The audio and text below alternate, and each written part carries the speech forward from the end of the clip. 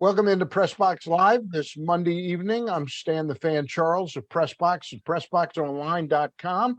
And with me is the recovering Ross Grimsley. Ross, Yeah, how you feel? How you feeling? I'm almost back to my normal, which is probably Abby normal, but feeling better, buddy. Thanks. And joining us is the handsomest guy on the screen, and that is former O's skipper and a friend of the program. That's Dave Trembley. Dave, how are you, my friend? I'm doing great. I'm down here in Daytona Beach, and it's great to see both of you guys. That's great. Good to have some baseball to talk about. Did Gosh, you yes. think, did you sort of, in your own eyes and estimation, did you think this might impact spring training this year, the labor stuff? Boy, I was keeping my fingers crossed for a while there. I didn't think they were going to have it at all. Yeah. It looked like maybe May 1st was going to be when we were going to get the season started, but I think some of the owners got involved, and people realized the importance of let's keeping the season in full tech and play 162 games. So I was glad both sides got together and we got baseball. All right. I got two more questions for you, and then I'm going to toss you over to Ross. All right. So be patient, Ross. All right. Hang in there. I got you. Just a quick question about the Atlanta Braves, because you used to work there. You were in player development. So I know you know Freddie Freeman pretty well. It's kind of a bittersweet thing. They went out and made the trade for Matt Olson, but it does hurt a veteran player when he feels like, well, they really didn't want me.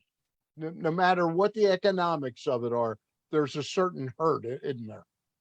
There has to be, and I was really hoping that Freddie would stay with the Braves. You don't get that very often anymore. You know, guys that play with one club. Jeter, his whole career. And Chipper Jones, I think, was saying it best when he was talking to Freddie. You got a chance to, be a special guy and play your whole career here in Atlanta. And I think Freddie really wanted to do that. But from what I've read and from what I've heard, there wasn't a whole lot of dialogue, and an offer really wasn't made to Freeman. And, to the Braves' credit, they couldn't sit around and wait.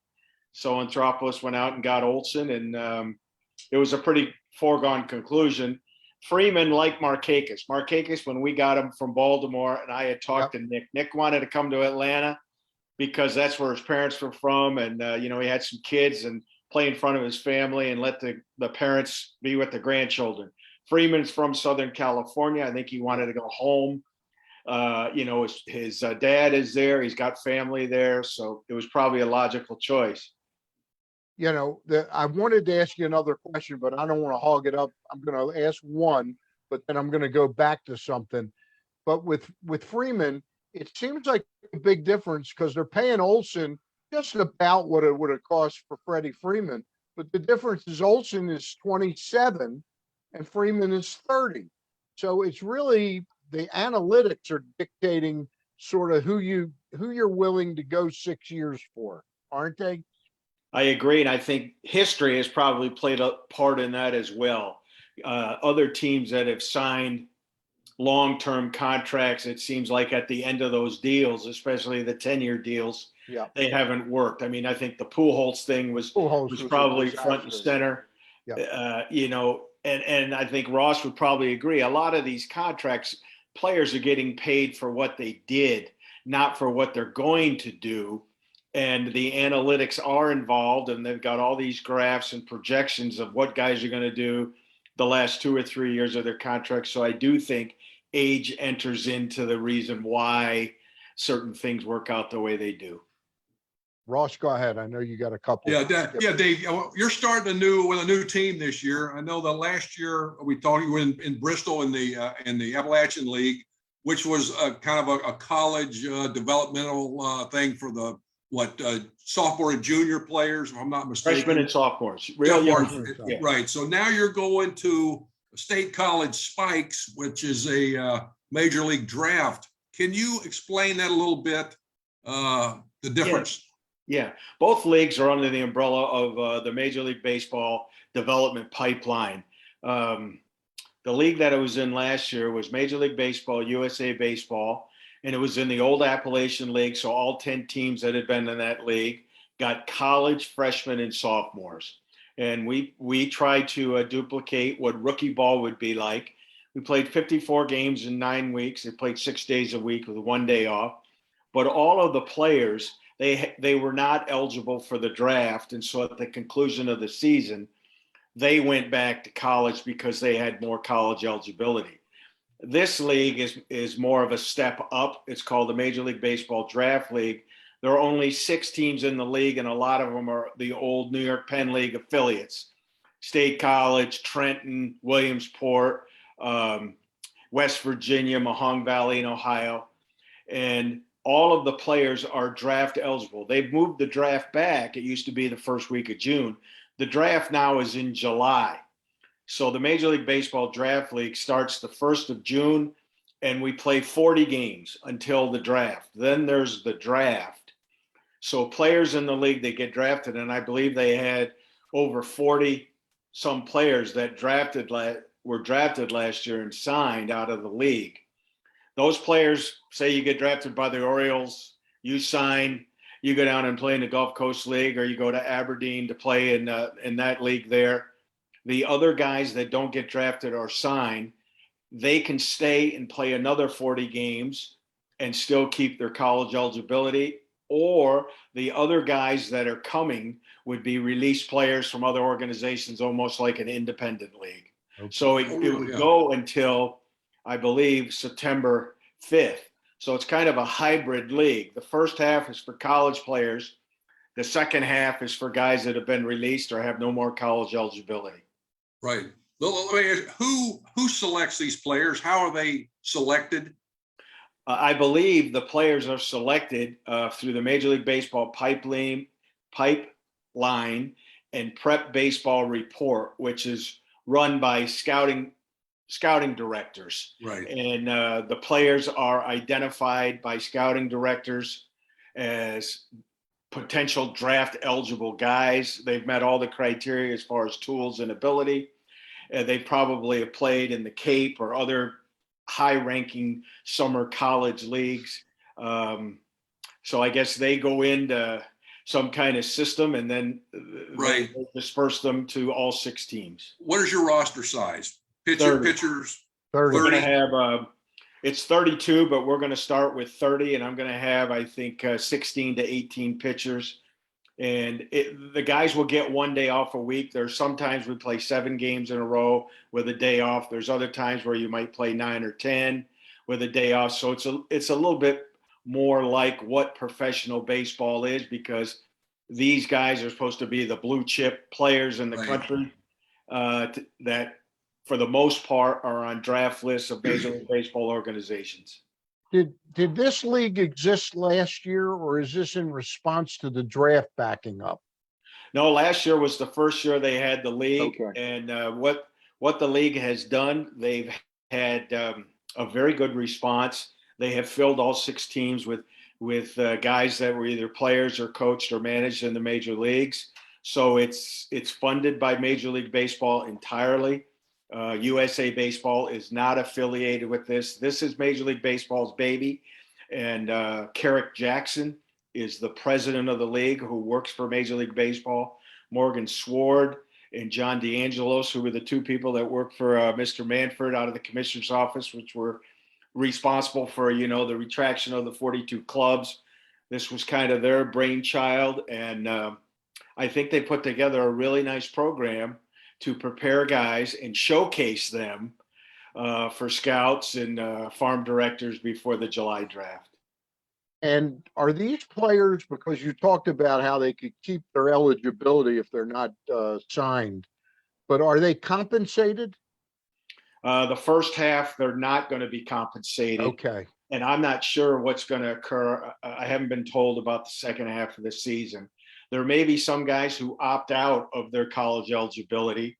They've used it all. They're seniors in college and they don't have any more eligibility. So I think those fine lines, they're still going to have to explain that to us. And let me just ask you this before I turn you back over to Ross. This should be a little bit higher level than where you were last year, correct? Because those players are fresh. Yeah, these players are more experienced. They've played at least 3 years of college baseball. A lot of them major college Division I programs. So it should be a lot of fun. It should be a Okay. lot of fun again. Sounds Jim good. Gott's going to be my pitching coach. I know. I want to talk to you who about brings a Jim. lot of experience, and I'm looking forward to working with him. He's got a special relationship with Cal Ripken. We'll talk about that in a little bit. Ross, go ahead. I know you got a couple more. for Dave, with Skipper. these kids that are going to play this year, they're playing right now in college, correct? Yes. A lot of them. So in the first 40 games, my question, so many things I want to ask. The rules that you are governed by, are they using any of this experimental stuff, bigger bases, no shifts? Is this, hey, here we go, guys, this is what we're doing. If you're running the show, are you getting any input that you can and can't do from Major League Baseball? Or is this like it was last year for you? Hey, this is the way we do it.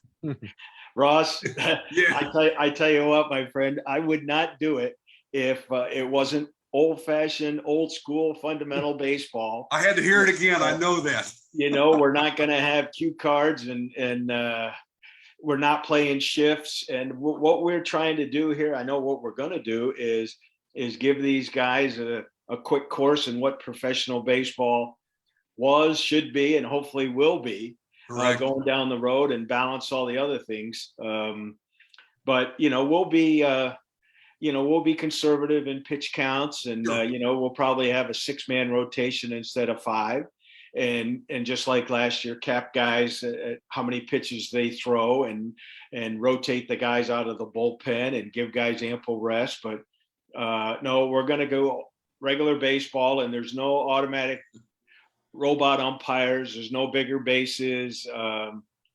There's no phantom runners at second base and extra innings. What's the extra inning rule? Anything, or just go out there and play until somebody wins? I haven't heard. Last year, what they did was they played 9 innings, and then they did not play after that. If the game was tied after 9, that was it. And they tried to conserve the pitching. So I don't know if that's what they're going to do again this year, but I don't mind that at all. Yeah. Go ahead, Stan. You mentioned the phantom base runner or the phantom hit in extra innings. I have to admit that I'm pretty much old school, but when when I first heard about it 4 years ago, I said, that's the dumbest thing I've ever heard of. But I got to tell you something. I found it was like watching a new brand of baseball. I thought it created a level of excitement it made it more urgent. There was like an urgency to it. Did you watch it much at all? Well, we had it last year in the Appy League. Appalachian, yeah. What we did was we played the Olympic rules, the international rules, and the international rules are you put runners at first and second. In the major leagues now, they just put a runner at second base, and I can see why they do it, and I'm okay with it because it speeds the game up. You conserve your pitchers, and especially the younger players. I think you really do a better job of trying to avoid injury. There was a college game yesterday. I forgot who it was playing, but it went 17 innings in a Division I college game. Luckily, that team doesn't play until Thursday or Friday, so they must have went through their entire pitching staff. So from that standpoint, I'm okay with it. It does put some strategy in, and if you're the home team or the visiting club, you're probably not going to bunt to play that just for one run, because now the home team can come up and play for a tie, and then it rolls over to another inning. So there's a little bit more strategy involved in it. But from a player development standpoint, what I like is you can really evaluate and find out about your players in that crunch time. Yep. You put a hitter up there with guys on base, and it's a RBI situation. You put a pitcher out there, and can he crank it up another notch to get that out? And I think you can develop players a little bit more in game situations. So I'm okay with that. You develop more of their character than the player. You've developed. No question. Yeah. You find out about their makeup. I like that. I like that answer a lot. Jim Gott, going back to your pitching coach, you'll tell us in a minute how you ended up with him as your pitching coach. Are you aware of what we talked about a week ago that he did? He took the baseball from his first major league win with the Toronto Blue Jays. And when he heard about Cal Ripken, that happened to be the the baseball, the game ball from Cal Ripken's first game of his streak. And he contacted the Orioles. It wasn't the other way around.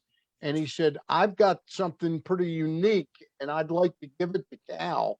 And he was there the night that Cal broke the record.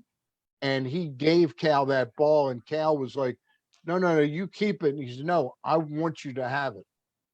Yeah, I've been aware of that story for a while. Jim Gott he is just a wonderful, wonderful person. And I think he's going to do wonders with the kids that he's going to work with on our pitching staff. Here's a guy that was a premier closer in the major leagues, was very good with the Dodgers late in his career, came back from, arm problems. I've gotten to know him. I was in spring training with him years and years ago as a minor league manager when he was with the Pirates in Pirate City in Bradenton, Florida. So I've known him for a long time. And when the opportunity presented itself for him to be the pitching coach, I think it's really important. And one of the attractions to this league for me, and hopefully Ross would agree with it, you have people with experience. Yeah. I think there's something to be said for people with experience that can mentor and teach young players about playing the game at the highest level. Those guys who've been in that foxhole at the major league level as players for a long period of time are very, very, very special. And I think they have a lot to offer. And a guy like Jim Gott, and there's other guys in the league, Joe Oliver, who caught with the Reds, Homer Bush, Jeff Mantow, Jed Gierko, those guys are all in the league as managers and coaches. And I think who's going to benefit the most is the players. And I think that's what the league is all about, is the players. Actually, at the lower levels, even at lower levels in baseball, the groundwork that's set, the foundation of these players, if you don't have people, I don't think, that are experienced, that have been there, done that, teaching these guys what this stuff's about, you're doing those guys a disservice. And that's, all around. You need people that actually, that's where your very important instructors are at the lower levels. I couldn't agree with you more. To set that foundation. Yeah, I think what we're seeing, I hope what we're seeing is a little bit of a return to that, because some organizations have gotten themselves away, because it's basically a lost season for those kids. Oh, yeah. The foundation that is established for that half season before they go to instructional league and then before they come to their first spring training is so invaluable, that you need people that have been there, done that, and can direct these kids in the right way and mentor and teach them. So that is really has been the appeal for me the last 2 years of why I'm doing it, because Major League Baseball, that's the direction that they're going with the people that they have in charge. I'm just curious from a point of view, does the way you're paid, are you accruing any more pension time by working for MLB? No. I'm kind of a, independent contractor. I got you. Working for Major League Baseball, but I'm doing it for passion of the game and passion to help young people. Just curious, this is in its infancy, this kind of league. Is this enough teams, like 3 or 4 years from now? Will there be more like 10 or 12 teams, or do you think 6 is the right number?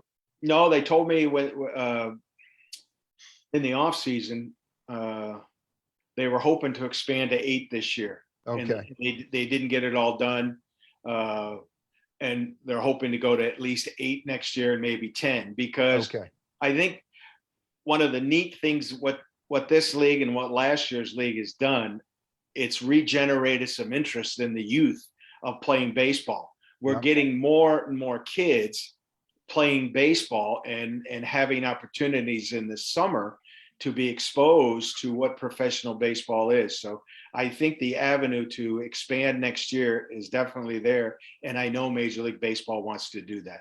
Yeah. It's really what you two were just talking about, having experienced teachers.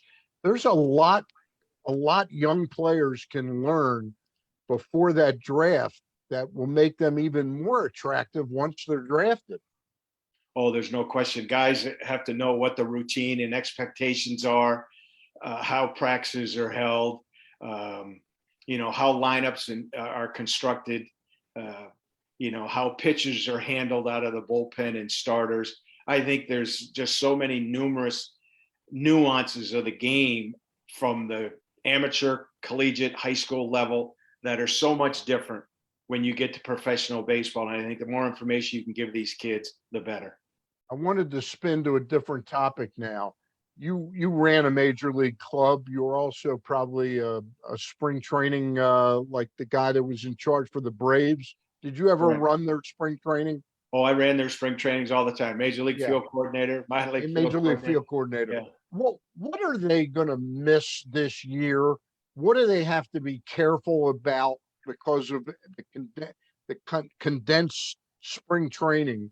That there's not that 2 weeks to do the stretching every day, play a little inter squad at a light level. They're kind of getting right out there and right after it. What are they going to miss? Are they going to miss some things? Well, it's probably going to, I'm sure teams are probably trying to catch up. Normally in spring training, the first 10 days, 5 are just with pitchers and catchers, and then the next 5 are with your position players. When the pitchers got there, normally, and Ross could, relate to this, normally your pitchers are going to get at least 2 sideline sessions, and then they're going to get 2 live BP sessions.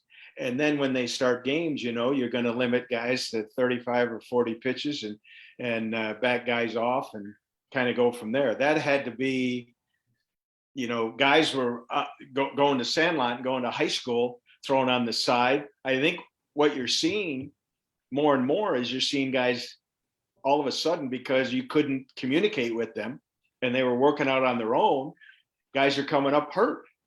They're sore. They're hurt. It's totally different throwing in spring training than no matter what you do before. Ross, I used to tell guys, it's totally different. You could work out all you want on your own. You could do all the running in the world. When you put those spikes on, it's a whole different story. Different ball game. The adrenaline starts pumping. And you're out there at 7:30 or 8:15 in the morning. It's a whole different ball game to get used to that routine. The first 2 days, you feel like $1 million. That third day, rigor mortis sets in. You are stiff and sore. Exactly. And, you've seen, I read Torey Lovello had a great comment, when they asked him, the manager of the Diamondbacks, said, well, what's your first lineup going to be, out there? Because they played the first game last Thursday. He said, I can tell you right now, you will see no regulars in that lineup. Minor league camp's been here for 3 weeks. All the players will be minor league players. I can't tell you when we're not going to take any chances on some of these guys. So I think, the guy, it's going to be a rush to get guys ready. I wouldn't be surprised if they do something with the roster. And, I think each team would probably like to have 13 or 14 pitchers. I wouldn't be surprised if they start the season with 16 to 18. They expand the roster a little bit. To just, your pitching is your most valuable commodity, and they're going to be going into cold weather and pitching and the recovery time. And I think the innings, they won't get it. They won't be given very many innings. The starters. Hey, Marte with the Mets, he comes over and he's got an oblique. Those are nothing to mess around with. Those are a month to 6 weeks before they heal. I'm sorry to see this such a rush to start playing games. I understand the small towns, and they baseball is a real big part of it, and spring training is a moneymaker now. Yeah, it's an economic driver for those communities. But if you look at the lineups, most of the games now, you're seeing mostly minor leaguers that are playing and pitching. Hey, I wanted to ask you one more thing. You just said the key words. You said pitching is the most valuable commodity. No question. I don't know your answer to this yet, but I'm a big proponent. Ross and I go back and forth on this. I like the robo umpire, the concept behind it, because I think when you have a pitcher and you're paying him whatever you're paying him, he's always one pitch away from hurting himself. Okay. And if he knows what a strike is, and he's a major league quality pitcher, if it's a predictability of the strike zone, then it's on him to deliver strikes.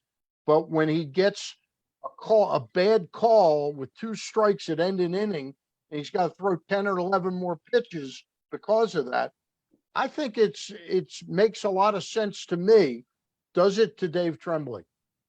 Well, I saw a little bit of it last year in our league down here, which was the Florida State League Yep. for years, and now it's called the Low Southeast League. But just as a side note, I think all the minor leagues are going back to their original names, International League, Right. League, this, that, and the other, which hallelujah, But they had it in the league last year, and I went to a couple games, and there's a little bit of a delay. Right. Because the home plate umpires got an earpiece in, and I saw it in the Arizona Fall League as well when I was with the Braves because they're experimenting with it out there. So there's a little bit of a delay. And I think what they have also, there's 3 challenges that you can, if you disagree with the call, there's 3 challenges. So I'm not for that. And I understand it's the same thing for a hitter. A hitter, every pitch is important to a hitter. Instead of a 2-0 count, it now becomes 1-1 because the umpire calls a strike that's 4 inches outside. But he's going to know from night to night. The hitter is going to know what to strike. As soon as they get it down, that's what the machine's going to call. Well, I tell you, from my standpoint, they better perfect it in the minor leagues before they get to the big leagues, because there will be such discontent from the players that they think there was rhubarbs before. You know how you can eliminate this whole thing. Yeah, is just all these rules are dictated to screw the pitcher. Just take the pitcher out of the equation and put the ball on the tee and just let them whack the hell out of it. And you don't have a problem. And the thing with the robo umpires, if everything's going to be uniform, change all the stadiums and make them uniform as well. Mm-hmm. Yeah, I like that. And Bob Gibson, one of the greatest pitchers of all time, coming off that great year of an ERA under 2. Then the next they lowered they did the Bob Gibson lowered the mound, and lowered the mound because he was so good. That was a travesty to baseball to penalize a guy. Really, you're too good. You're too good. He was too good. Stan, I'm such an old school guy. I wish they would. The game, they're trying to tweak it and reinvent it and do I just like the predictability of the strike zone. That's all, from night to night. I don't think the strike zone to me is so important. And the difference when you hear the batting average difference, if a batter's ahead 1-0 or behind 0-1, 2-1, 1-2, it's so gigantic a difference, It's been that way forever, though. I know, and I don't like it. I don't like the unpredictability. That Dave Trembley's strike zone on Monday night is different than Stan Charles, and then Wednesday night Ross Grimsley's there. I'll give you something else that if you know your umpires, That's another thing that as pitchers, we knew who the umpires were and what they did and what they didn't do. And these players now, they don't know who's pitching tonight. Right. And they're playing in the game. They ain't got a clue. I'll tell you a fascinating story about umpires, though. They've stopped making the designation of who's going to be where until the game starts. They used to, that if a guy was at third base tonight, he's at second base tomorrow, first base. They don't have that anymore because they don't want gamblers to know who's going to be behind home plate. They have records in the Baseball Reference. They have pitching records with the pitcher versus an umpire. Correct. And there's a service that's available to the manager that he can see if Angel Hernandez is umpiring tonight, the manager can look and see what his strike zone is. So they know he's a low ball umpire, this, that, the other. And the other thing, you talk about gamblers, as a major league manager now, because of the gambling, you have to turn your lineup out in by like 2:00 in the afternoon. Jeez, you have to turn it in. Yeah, I would figure that. Yeah, because they want to know. You can't fool around with who your starting pitcher is going to be, because that's the most important part of it. It used to be I would get lineups sometimes from managers in the big leagues after batting practice. They were holding out. They didn't want you to know because you couldn't do any reports or get with your pitcher and catcher to go over a plan. They'd give them to you as late as they possibly could. You can't do that anymore. Ross, you got one more for the skipper, and then Yeah, we'll let him I just, get out of here. yeah, I really do. With the collective bargaining agreement, I'm sure you watched that. What are your thoughts on that? How the players did, how the owners did? What just overall thoughts on it? I think the people that lose are probably the most important commodity that we have that sometimes they didn't consider or they didn't seem to consider, and that's the fans. Yeah, right. I think the game is for the players. There's no question about it. The game is for the players. From my standpoint, I wish both sides would have kept out of the paper and out of the media the amount of money that's out there and was being tossed around and being, negotiated, because for the majority of people in this country and in the world, to think people are dickering over a minimum salary of $700,000 to $780,000 when most people medium income is $35,000 a year. But I think the players from the last negotiation, they felt they were wounded a little bit from the last agreement. So I think the players this time wanted to make sure that for the future, with baseball being almost 30% of the rosters with players 1 to 3 years, I think they went and tried to help those young guys. I think that's very, very, very commendable.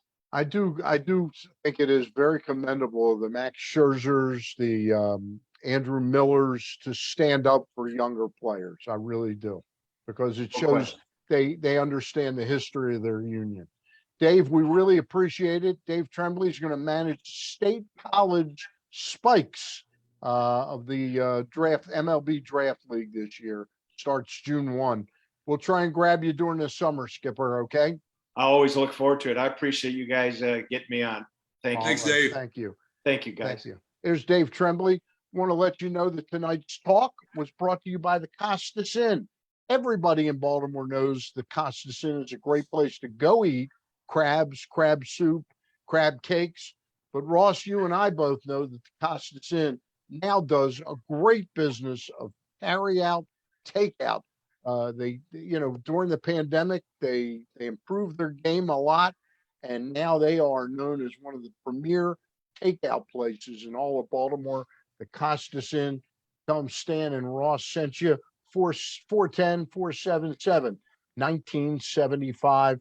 We'll be back next Monday night. I'll be on this Thursday night with Gary Stein and another special guest in the world of sports. For Ross Grimsley, I'm Stan the Fan. I'll talk to you down the road.